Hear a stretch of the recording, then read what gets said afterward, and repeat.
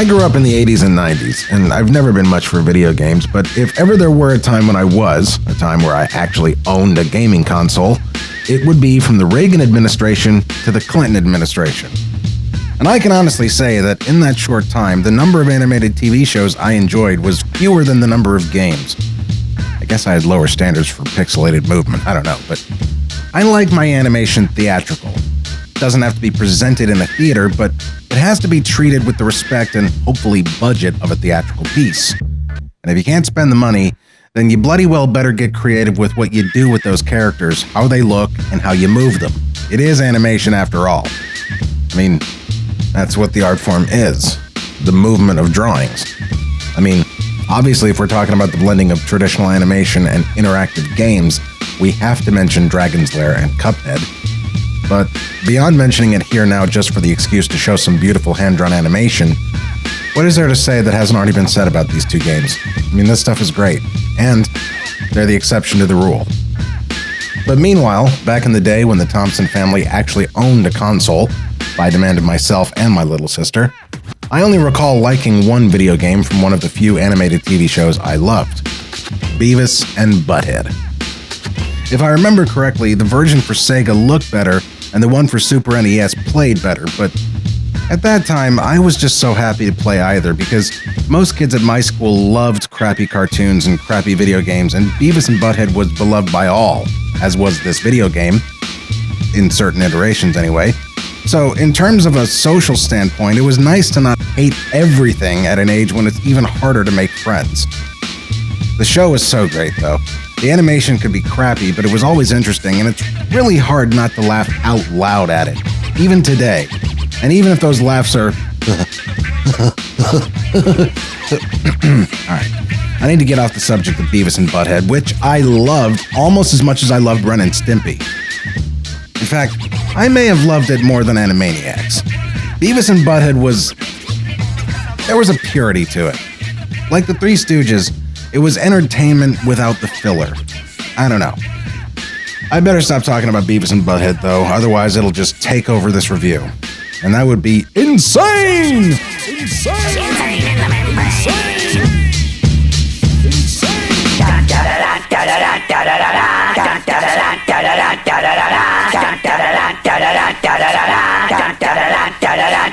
Hit him!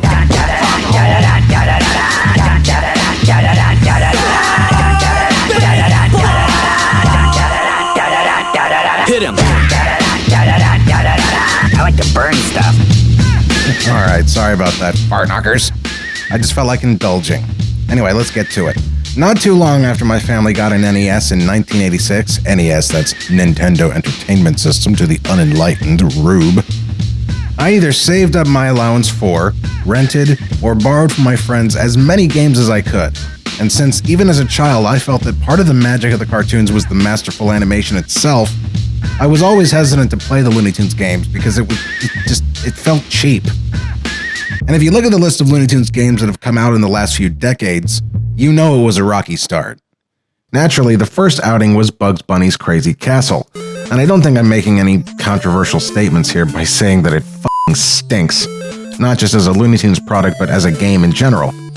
The next one was Bugs Bunny's Birthday Blowout, and while it wasn't much better than Castle, it was the first time I saw any attempts being made by the game designers to link it to the world of the Looney Tunes. Even if they did get the jealousy of Bugs thing wrong, attributing it to not to Daffy, but to Wile E. Coyote. Anyway. As little interest as I have in Sonic the Hedgehog, I remember when the original one came out because my family bought a Sega Genesis just for it. I mean, we saw the commercials and we had to have it. The appeal to a young Roadrunner fan in the early 90s was pretty big with what they were calling blast processing. All I knew was that if Ken Harris had been a game designer, he'd have made the first Sonic game. But for some reason, the inevitable ripoff of just such a thing, Roadrunner's Death Valley Rally, was met with disdain by me, and I had no interest in it at the time. However, looking back at it now, it is worthy of Sonic, and following the trajectory of the Looney Tunes games, the overall quality was getting better. Then I saw this one, Looney Tunes B-Ball. I can honestly say I much prefer seeing this to Space Jam. If you must watch the Looney Tunes characters playing basketball in that weird 90s faux Jones look, This is where you do it. The Looney Tunes characters are playing each other, which makes sense. They're at odds with each other because, as I've said a million times before, they're not friends or family, and the inconsequential nature of being cartoon characters isn't a drawback in this because it's just a game. A literal game. Also, I wasn't hip to this game, but the 1994 Super NES game Rabbit Rampage is really well done for its time. Actually, well done, period. Well done, like an overcooked steak. And also, like One Character in Search of an Artist, the new Looney Tunes episode that has Bugs pitted against an off-camera digital animator, Rabbit Rampage is better than, even if it shares the same name as, well, Rabbit Rampage. This game uses actual animation from the shorts, and the music isn't terrible either. I also love how when you, as Bugs, quote-unquote, die, you get very small for some reason. I don't know why, but it's logic. It's Toon logic. Looney Tune logic. So even though I tapped out on video games somewhere in the mid-90s, unless you count my college years, but I don't. In fact, if you know me in real life, you know that to call them the college years is kind of a laugh.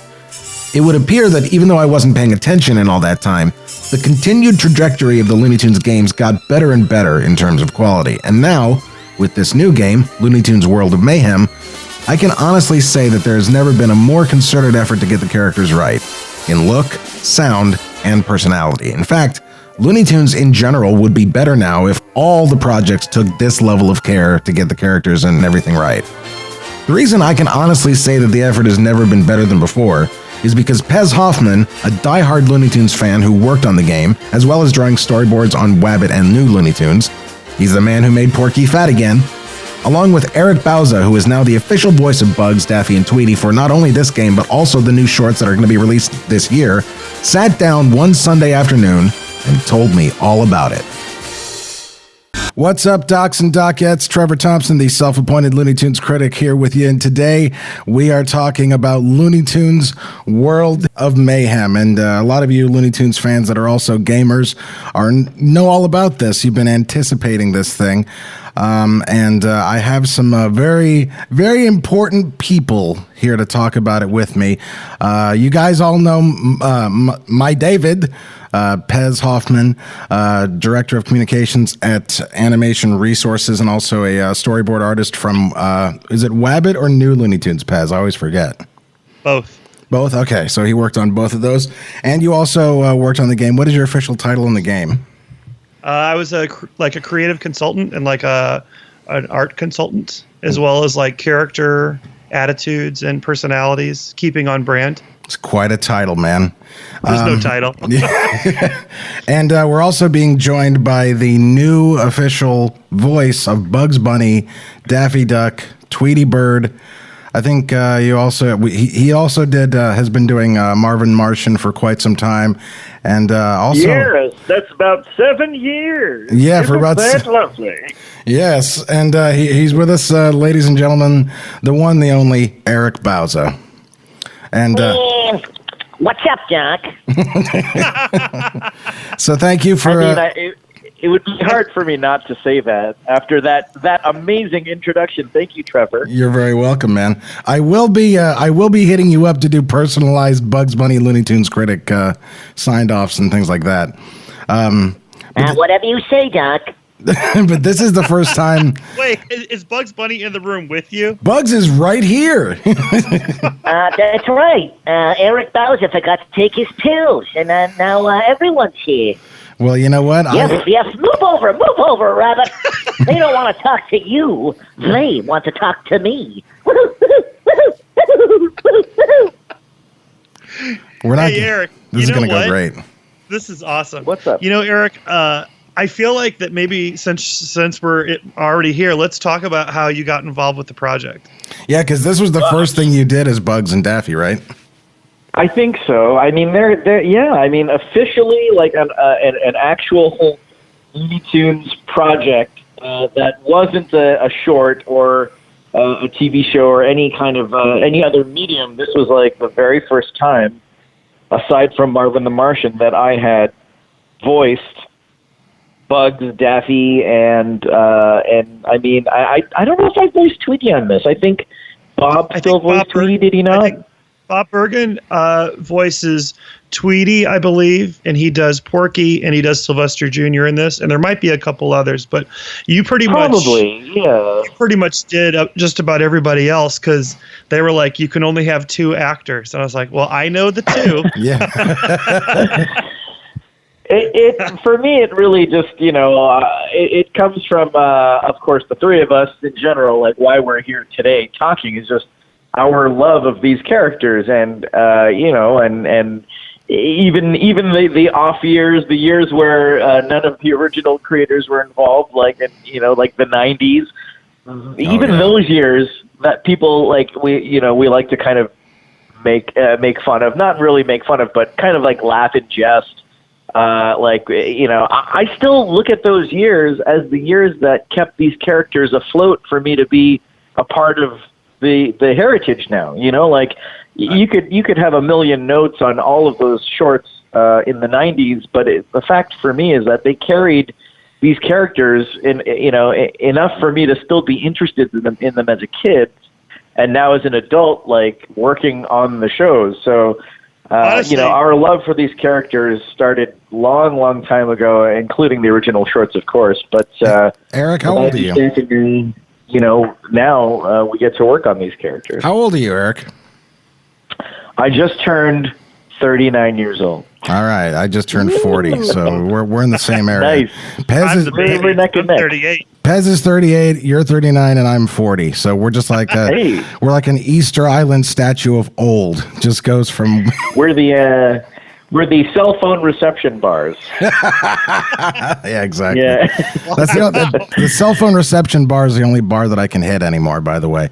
There you go. Hey, why not? So let's talk about what is the what is the goal of the game? Because the thing that I am really famous for griping about is how incongruous the world of the Looney Tunes is, and anytime they try to make something canon and things like that, I'm quick to say, well, these are the world of shorts, these are the world of this. So like, how do you make a game out of something like that's as esoteric as the Looney Tunes world?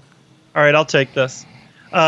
So back in like March of 2016 is when I started working on as a consultant on this game. I'd been at Warner Brothers at that point since, I don't know, like late 2014, and I formed a good working relationship with Vivian Hernandez. She was one of the executives, our junior executives over there, and she was kind of in charge of classics and making sure that the classic characters stayed on brand, not just in the TVA, to television animation division, but kind of like all across the company. She had all these different relationships with people.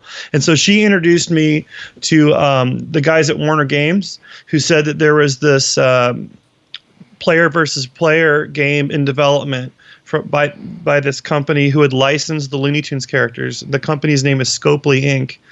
And the game was really cool, but it wasn't quite looking on brand. And typically they would use someone like Spike Brandt to do little notes here and there, but this particular game needed someone that would be available to them like more regularly. And so Scopely actually hired me while I was working on the first season. I think it was towards the end of the first season or beginning of the second season of Wabbit.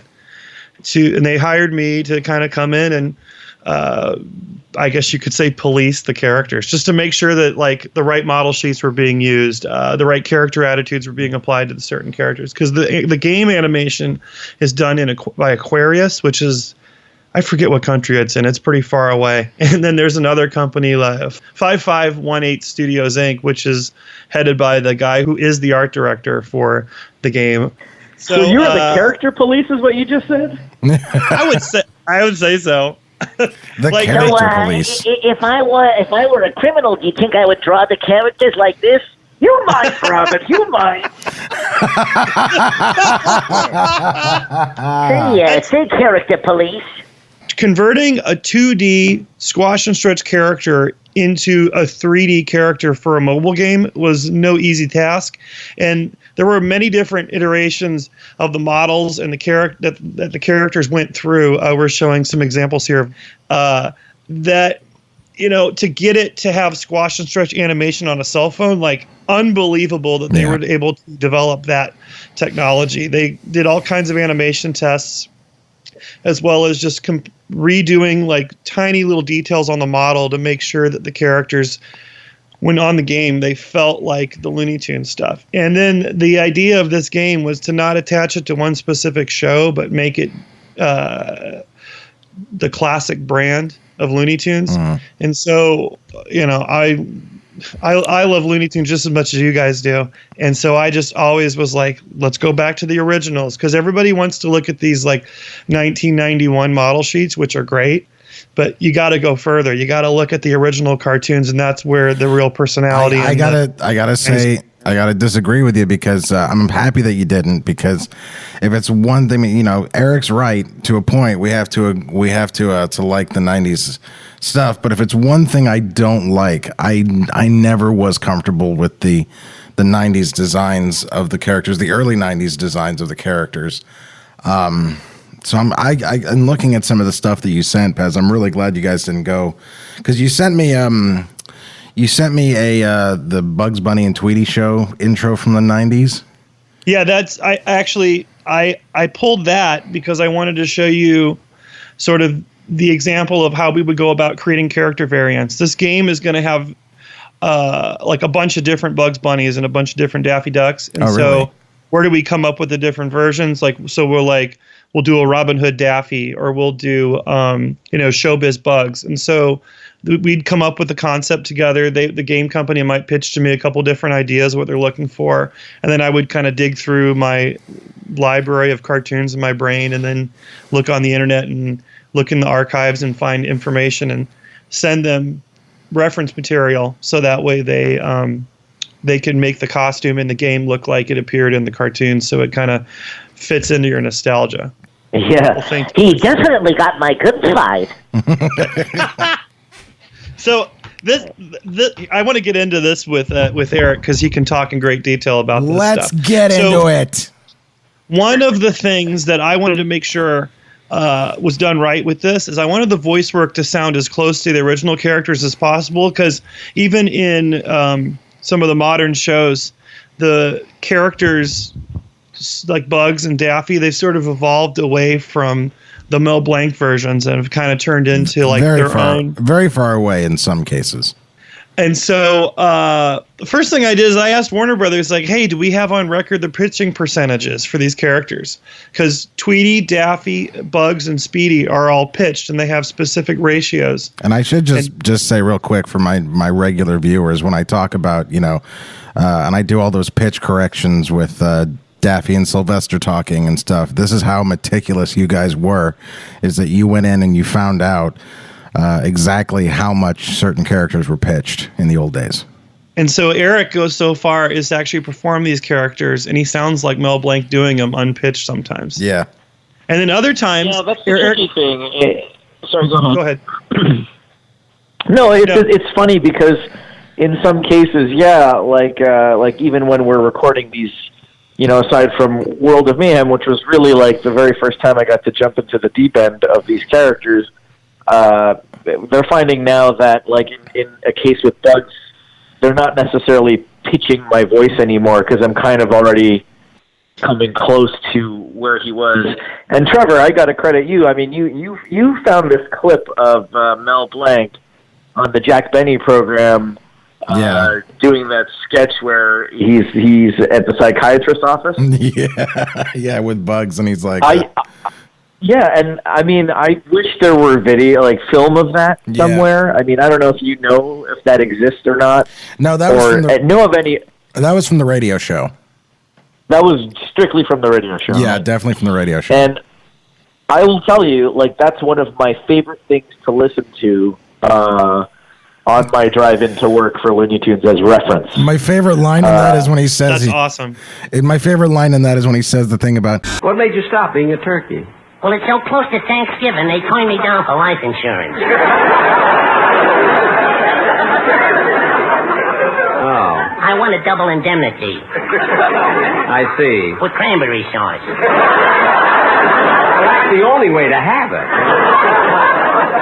There's something about that performance, because that's literally, like you said, a radio show, live, and it just doesn't sound like, because it was live, there wasn't any pitching, like any processing. Yeah. So Mel didn't pitch. Mel didn't pitch Bugs too often. I mean, they did too often, right? They did in the '80s when he was getting older, but yeah, and I think that like some of the people that did take over, like Jeff Bergman or Greg Burson, I think that they had some pitch treatment done, mainly because I work a lot with Jeff, and his voice is actually naturally very deep in timbre. Well, I did a little while ago just interview Greg Ford, and he worked on Invasion of the Bunny Snatchers and a couple of he worked with Jeff in the early days when Jeff was taking over after Mel had passed.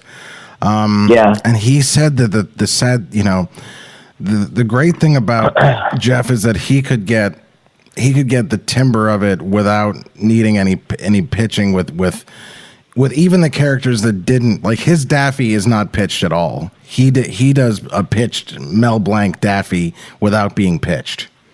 That's what Eric does now. Yeah. That's what Eric does too now. But when we started doing Daffy, I was pitching his woohoos and all different kinds of stuff. But honestly, like same with Joe Alasky. What's that line that you do from Rabbit Fire, Eric, with Daffy, where it just sounds exactly like the audio from it. It's not. What is it? You got 32 teeth. Care to make it 16? Was that the line? That's from the Ducksters. That's from the Ducksters. Oh, so great. Yeah, I don't know which line you're talking about, Pez. I mean, I feel like there's like a million. There's a million lines and a million things I could say as Daffy to get me warmed up, like the word chickens. When I say chickens, that automatically hits everything that's Daffy. Chicken. You know what's you know what it is? Yeah. It's when Daffy gets exasperated. That aspect of the performance that you do, like very few people have been able to capture Daffy's full range. Is that all? Is that that's it. That's it. Is that all? Is that all? Is that all? Is that all? Yeah, like that weird yelling. Eric, there's a really cool story that Eric would like, Pez, if you'll indulge me for just a second. Please. When I interviewed Greg Ford for my Quackbusters review, he told me a really great story about how when he was voice directing Mel, he accidentally said Sylvester when he meant to say Daffy about something. Yeah. And he just says, "Oh, well, what's the difference?" And first Mel was jokey about it, and he just said, "Oh, the difference is that, Sylvester's a genteel, Daffy's a Jew." But then he got specific with it, and he did an actual performance without the pitching, and he said, "All right, here's the same line delivered by two different characters. The line is hello breakfast. Here's Sylvester. Hello breakfast. Here's Daffy. Yes. And then here's Daffy. Hello breakfast." So let's hear the master. Yeah, that's pretty funny. You have a really good Sylvester, by the way, Trevor. Thank you very much. I do the worst Sylvester right after you compliment me. Might have to fix that edit too. Yeah, right. I think some of these characters, we've watched them over and over again so much that when we're just doing them for fun, inherently, anytime we just can do them. Eric, anytime that I have a cup of hot chocolate or coffee and it's too far away from my bed where I'm in bed and I'm trying to reach for it, I will inevitably turn into Papa Bear and go, "I don't want breakfast in bed. I hate breakfast in bed." Wow. That's amazing. Because you know what? You just took it back to that era. You sound incredible, man. I feel like you got such a good timbre to your natural speaking voice that you could definitely lend yourself to a cartoon or two in this lifetime. Let me just put that out there. I'm available, but also I have a face for radio, so I'm good. Definitely. I think that's why all three of us work in animation. Yeah, right. So let's talk a little bit more about the game. Pez, you sent me stuff from Showbiz Bugs. What was going on with that? Oh, it's just that's a character that we're running an event for right now. Is you can get a Showbiz Bugs or a Showbiz Daffy when you download the game and just start playing right away. And so I just wanted to show the process of creating these character variants, because there's going to be a lot of them over the course of the couple years that they're going to be rolling stuff out. I mean, we've been working on this game for so long. There's so much content that I can't talk about yet that will just be rolling out throughout the year. Here's a question I'm sure you could answer. And it's a question that now that I'm saying it, it feels like I should have asked it already, and it's like kind of obvious. Yeah. What's the fucking point of the game? Like, what is the game? Oh, you did ask me that. I never answered it. Yeah, what is the game? The game is kind of like if you combined a world building game where you can collect little houses and the little characters live in little houses. Yeah. But that's like just the one element. The main element of it is collect the characters and battle each other with them. And then different versions of the characters have different powers. So maybe you can show some references here while we're talking. So wait. So basically Robin Hood Daffy has completely different special moves than classic Daffy or Showbiz Daffy or the Scarlet Pumpernickel, which I think he's in the Avaluni area. Like, so each region sort of has its own themed characters. Avaluni is the area we created where we put the What's Opera Doc characters in there and the Robin Hood Daffy characters and stuff like that. Witch Hazel's in there. Any of that stuff. Who does Elmer in this game? Who voices Elmer? You're talking to the guy. I think that was me. Yeah. There was. that was my poor attempt at Elmer. That one at me. And it was the hardest thing that I've done probably to date. Well, your foghorn was really good. Oh, Bauza, you're so lovely.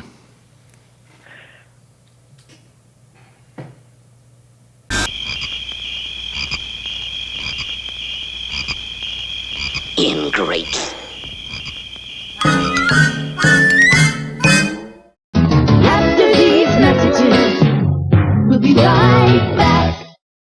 So, a lot of you folks have asked for Looney Tunes Critic merchandise over the last year. And now that we've worked out a way to get around copyright issues, we've made some shirts that you guys would just love, but we haven't set up a store yet. We need advice, because we've never tried to do this before, and we don't want to get screwed. Well, not in a bad way, anyway. More to the point, we want to be able to offer the merch as inexpensively as possible. So we're also looking for services that don't pocket 95% of the sales. So if any of you artist types out there has any advice or experience in this area, send us an email at theloonyshop@gmail.com. And hey, if we go with the company you suggested, we'll send you a free shirt of your own choosing. Now, it should be said that if 15 people recommend the same place and we go with that place, obviously we can't send out 15 free shirts. I mean, what is this? So this offer is only valid for the first 3 people who make the same suggestion. And if the shop does well, we'll sell other things related to the Looney Tunes Critic videos. Maybe even little plushies of yours truly. Ain't I a doll? Doll? So if you want to see Looney Tunes Critic merch and can help us set up a store, send an email to theloonyshop@gmail.com. Thanks.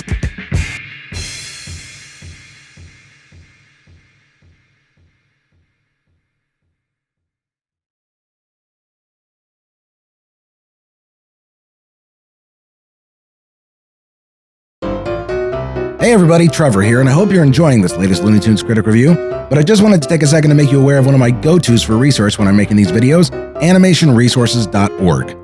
Animation Resources is a nonprofit digital archive dedicated to animation, cartooning, and illustration. And if you join, every other month you get a members-only reference pack, an ebook of treasures from their collection, along with over a half hour of rare animation, all curated by the advisory board of Animation Resources. I have a few myself, and let me tell you, they're invaluable. The reference packs are the best part about being a member because you get access to all sorts of stuff not available on their site or anywhere else online for that matter. Plus, they're different every time, and once they're gone, baby. Also, they do their annual membership drive in February, and if you wait till then, there's bonuses for joining available. And hey, if you're an animator and you watch the commentaries I do every Saturday, You can go to their Instagram page at instagram.com/animationresources to get frame-by-frame breakdowns of the cartoon I do on the same day. Yeah, look, folks, modern design. So go to animationresources.org today and tell them the Looney Tunes Critic sent you.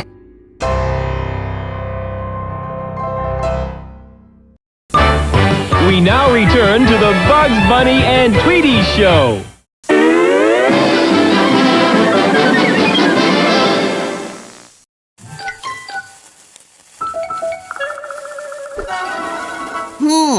How much TNT can be packed in a carrot? I'm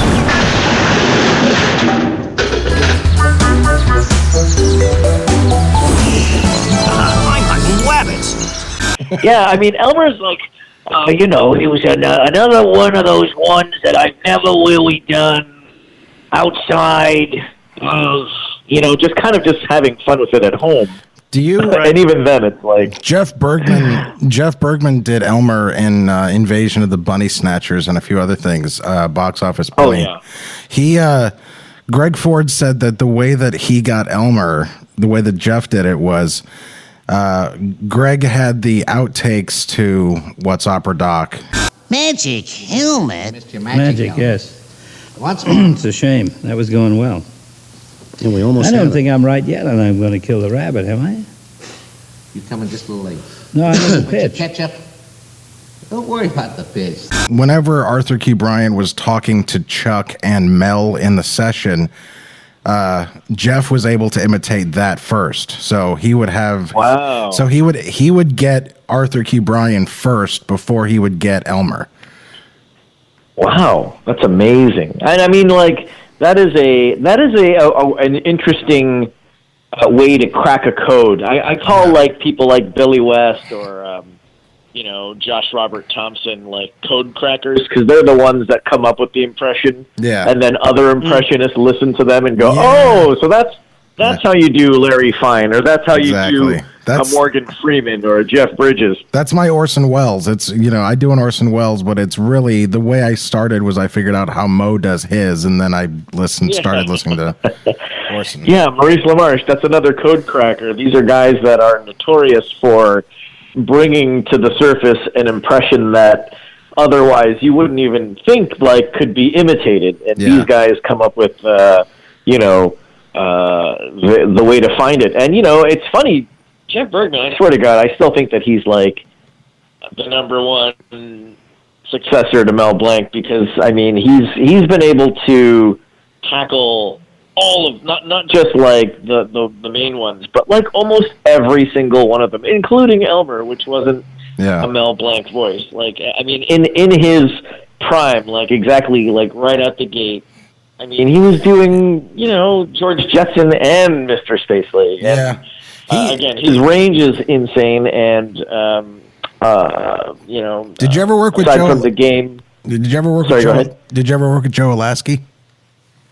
I never did, unfortunately, and I think that by the time I got into the game, into the industry, I think that he had moved away. I think he moved to New York, right? Yeah. He had a couple of stop-start moments in his career. But what a talent. He's legendary too. You could even say that he was he's the only guy that did a Mel Blanc voice while Mel Blanc was still alive. Yeah, you're right. He fooled Mel. Mel actually did voice Yosemite Sam for Who Framed Roger Rabbit, and then as I've said, I think I've said this before, but they couldn't get it because Mel was so old, and Yosemite is such a chore of a character to do. Oh my God! Yeah. so I mean, I'm voicing on the Looney Tunes cartoons, the new shorts, and Fred Tatasciore is has as he did on New Looney Tunes, took over for Yosemite Sam. Yeah. And he said this one funny thing in a session the other day, and I totally stopped in my tracks, was thinking about it. It was like, he's absolutely right. It's like, when he does this, he goes, he was like, oh man, he's doing such a fantastic job on Yosemite Sam, by the way. But it's funny, he's completely exhausted after each record because he's like, oh man, when I'm doing that voice, I actually kind of hold my breath when I do the voice. And I go, that's weird. I go, I do the same thing for Bugs. Oh, really? When I'm doing Bugs, I'm almost holding my breath the whole time. Like every time, like I talk, and I think about like how Mel probably never did that because, he was kind of just being himself and doing the voice and acting.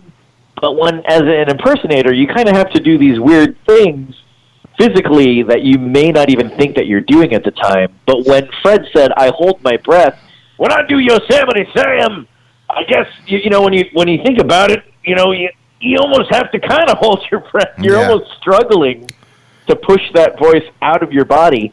And in a different way, same thing goes for Bugs for me. When he said I have to hold my breath, I was like, oh my God. I hold my breath too when I do Bugs. And it's, we do that for 6 hours. Daffy's a bit weird. I know. What characters, go ahead, Eric? What characters, Eric, are you playing now? Right now, I've just played Bugs, Daffy, and Tweety. They haven't asked me to voice any other characters aside from those three. Gotcha. And Eric, Jeff Eric Bergman did do in there Pepe as Le Pew Elmer. on New Looney Tunes. So I have a question. Oh yeah, I got to do Pepe, for New Looney Tunes. Oh, You did a good job. You did a really good job on that. Could I hear your Pepe? Yes. Yes, you're hearing him right now. Very nice. There's a lot of ups and downs. So, yes. It's hard. It's hard. I haven't done Pepe in a long time. But there is a difficulty to this voice that I don't know, because it's so just Mel. It's at the end of the day, it's such a Mel Blanc sounding voice to me. Tony, I mean, they all are, but that one just sounds like if you've heard him talk. Yeah, if you heard him talk in interviews. Where he's just talking about, I forgot that. When Eric, you first started recording the Bugs for Scopely and nobody else had recorded you as Bugs yet, I remember you told me a story where you had to call somebody and like talk to somebody's kid. Oh, right. They made me record some messages for their kid. An engineer had asked me that question. That's because your Bugs is that good. But what if someone? Yeah, no, I am a whore, and I will say anything you want me to say. No, I'm just kidding. I mean, it's interesting that you say that. I mean, I wonder because it's so strange. The difference between Disney and Looney Tunes characters is so funny because there is that level of authenticity that you want to maintain with these classic characters, and you want to make sure that the integrity and the intent behind why you're bringing them back. I get a kick out of the new Mickey Mouse shorts done by Paul Rudish and his crew. They're really good at tethering that line between being modern and would the characters say this, or the characters' attitudes altered in any way to make them more digestible, or by today's standards, will the kids like them? I don't know. But you look at Looney Tunes and they've just been through the ringer as far as what if we just paired these classic characters with Michael Jordan in a shoe commercial? And it's so weird that they've been able to survive this many incarnations and still it's a testament to how good they are. Yeah, I was gonna say it's not that weird. It's not that weird actually. I mean, you're a nice guy, Eric, but you're going to Canada in a week, so enough of you. But they might not let me back. Trump might find out that a Canadian's voicing a very American dissenting. character. Right, exactly. Yeah. And Jeff Bergman. So what's the deal? What's the deal about this Canadian guy voicing Bugs Bunny? Bugs Bunny's supposed to be American. We're going to have to bar him from entering the country. We're going to build a wall made out of poutine. That's fucking great. And we're going to build it. We're going to build it fry by fry. We're going to use gravy and cheese instead of concrete. and they're going to have to eat their way through the wall. That's all there is to it. That's great. Sorry. Jeff Bergman is. You're going to say Jeff Bergman is actually voicing Trump now. Did you know that? he is Trump, absolutely. And I knew it right away. I said no, and you have to listen to me. I'm the commander-in-chief. Oh yeah. Did either of you guys know if Jeff was okay? So in the new Looney Tunes and Wabbit, and even the Looney Tunes show, it's Bergman, but he's not doing a voice print of Mel. He's doing his own interpretation. Do either of you guys know what the nature of that was and who was in charge of that? So, from what I understand, when he was doing the character for commercials and for other shorts, like he was definitely doing a Mel voice print. And then during the development of the Looney Tunes show, which is the sitcom version, I don't remember who the voice casting director was. Maybe Eric knows who it was. But I know that he was coached at that time to sort of alter the performances to be more in a Seinfeld-style vein. Overture, curtains, lights, this is it. We'll hit the height. What heights will hit? On with the show, this is it. And then I think that what happened when he went on to doing Wabbit, at least in the first season, the beginning, that some of those habits had taken form, and so he kind of worked his way out of those habits. And so, by the end of it, we did get some good performances out of really good performances out of him. That one character, cartoon, that's like the remake of Rabbit Rampage. Like his performance is fantastic. You turned me onto that cartoon, and I was very impressed. And I mean, admittedly, I am not the biggest fan of Rabbit Rampage, but I do mean it when I say that cartoon is better than Rabbit Rampage. It really is. Eric, do you know who was the voice director during the time on that? At the very beginning of production, who was doing the casting was all Colette Sunderman.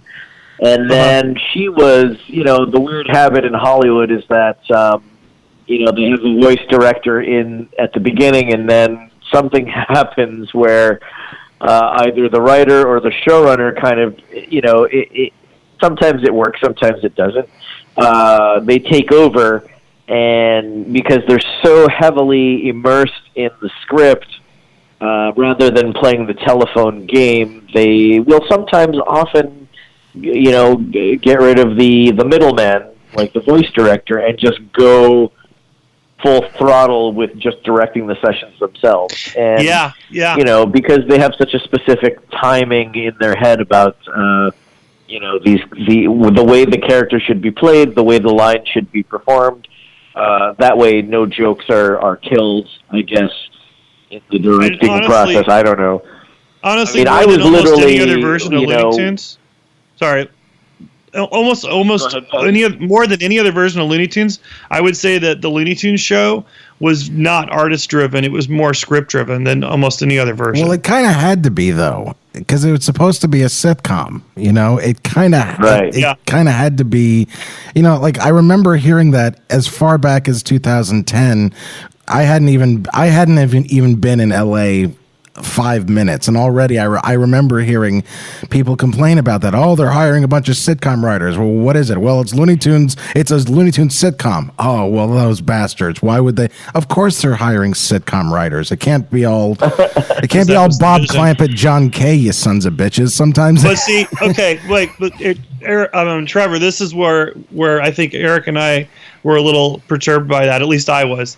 Is the original incarnation of that version of Looney Tunes is basically what the Looney Tunes that Eric is working on now is finally what our friend Matt Danner was trying to do a long time ago. You're right, because Looney Tunes Laugh Riot was the show that was supposed to get made, and it moved away from that. What is Laugh Riot? Just for the audience that doesn't know, what is Laugh Riot? Laugh Riot was a pilot that they made to see if this had been the first time in a very long time, at least since Lunatics, that they had tried touching the characters and just saying, hey, let's make an animated show. And They got Matt Danner to direct and Jessica Barutsky, the mother of my child, my ex-girlfriend, to design and, probably work with Matt on that just to kind of like create this. I really wish that could be shown somewhere. Me too. It's so pilots, beautiful. There's so many great pilots that just don't see the light of day. That a pilot is obviously something that is made to entice the network and the producers and all the people keeping track of money to make a show. And of course, that's always going to be the best version of something, because when the show gets made, it often gets watered down, or something happens, the telephone game, that it gets degraded. But that pilot, Laugh Riot, I really wish that someone would just accidentally leak it online so people can see like a version of Looney Tunes that I think would have been the perfect marrying of the classic characters with a modern twist. Yeah, it was like a more musical short than anything. It was like a music video. It was like UPA design influences mixed with Bob Clampett exaggerations, right, Eric? Yeah, I'd say so. And the whole thing, it was Bugs and the good guys, all the classic Looney Tunes characters driving around in a car, and it was Joe Lasky. Joe Lasky was he was Bugs. Oh, he was the one that did the singing, because I've seen the thing where Bugs is like, "It's a beautiful day," and he's like playing the banjo. Beautiful day for a leisurely drive, washes all the clouds away. I forget what the rest of the song is. And then Daffy came in, right? And then they did dueling banjos, right?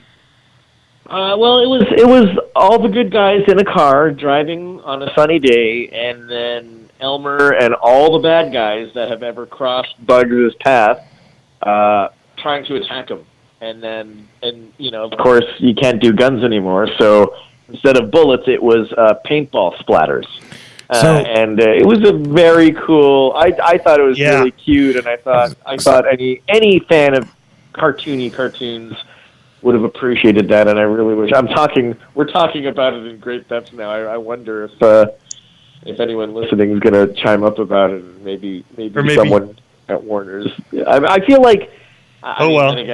Before we move on with that, I do want to say like how important like Barutsky was at like developing Lola Bunny's personality and turning her into like a real Looney Tunes character. Right. As opposed to just the female Bugs, or let's call her what she is, the furry porn. Oh geez. Oh, brother. Oh, brother. There goes me bread and butter. So was Lola wasn't in that first pitch, though, was she? I would have to look at the pilot. I mean, I'm sure she was. We should probably stay on point to the game. Yeah, whatever. Sorry. You get a whole separate video there. Yeah. Hey, I don't mind. We should just have our own podcast actually every week and talk about shit regarding Looney Tunes.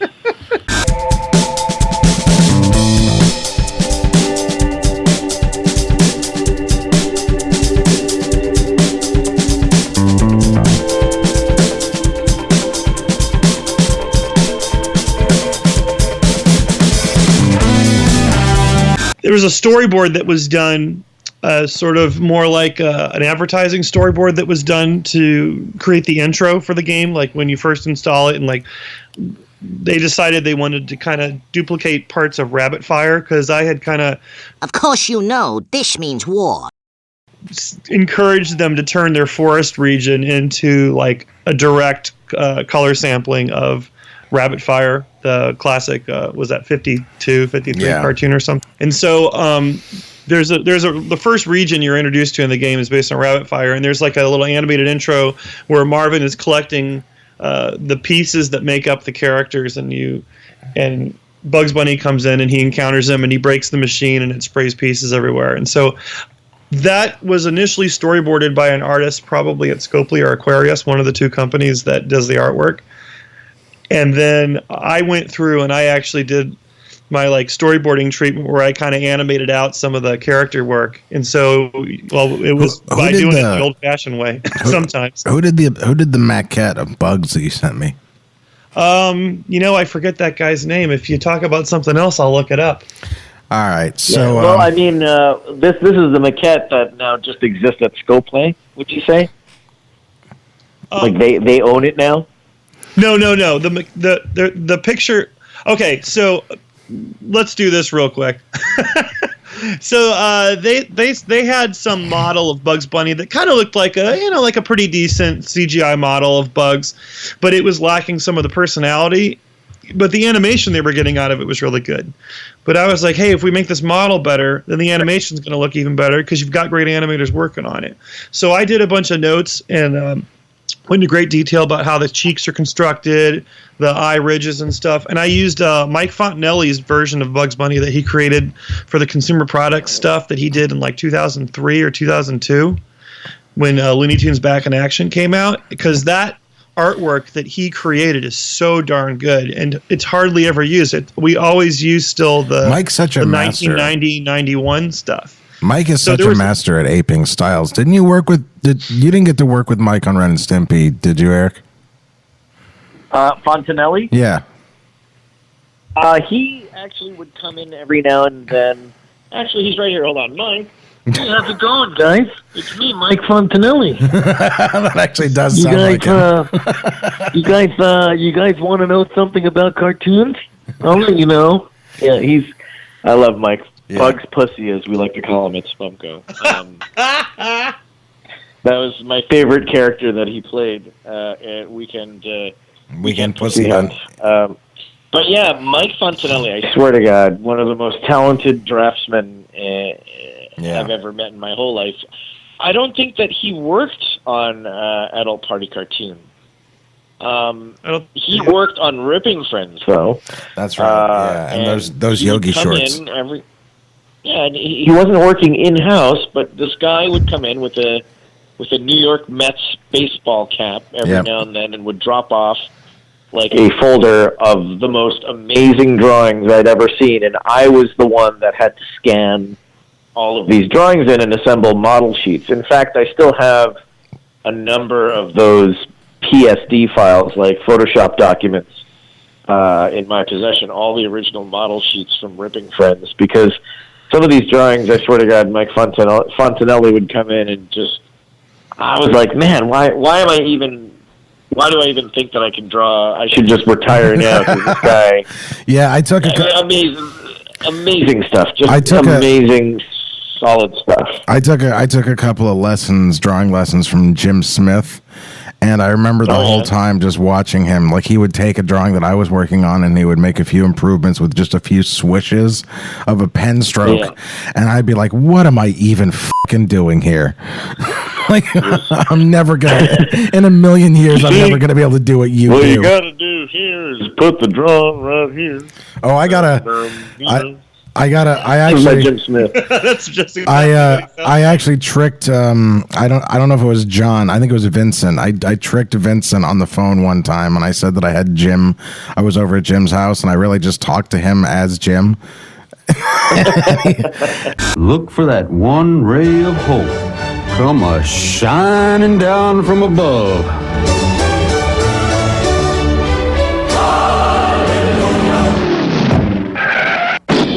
Hot diggity dog. I was doing a drawing exercise that he had told me to do, and I was drawing the line for it, this big circle, and I hadn't yet learned about how to, use your whole arm in the thing, and I was just kind of sitting there with my wrists, and and he goes, "What you doing there, Trevor?"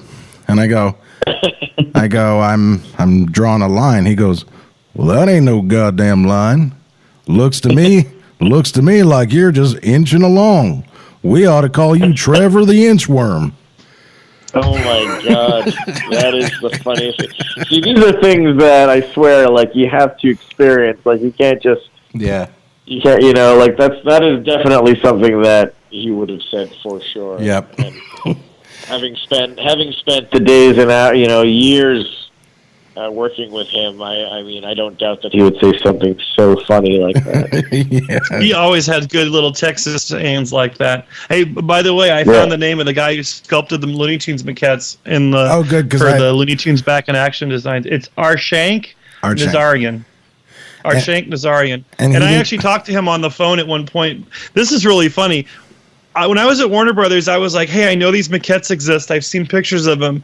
And we were looking all over the studio. We talked to archives. We talked to everywhere. We couldn't find him. And so I was like, well, maybe I'll talk to the original sculptor and see if he has copies so I can take pictures of him and send pictures of these characters to the game, to the game developers, so they understand how, because we needed to figure out how to get these guys to understand how these characters worked in a three-dimensional environment better. Yeah. So we are looking all over the place. I'm talking to a guy. He's like, hey, I'll send you some pictures, and maybe you want to buy one of these from me. I'm like, oh, maybe so. That's awesome. And then I'm walking through the lobby in the main animation building at Warner Brothers, and I look down, and in the display case, they're all sitting right there. And that's the pictures that I sent you was from the display case. They're just sitting there in the display case the whole time.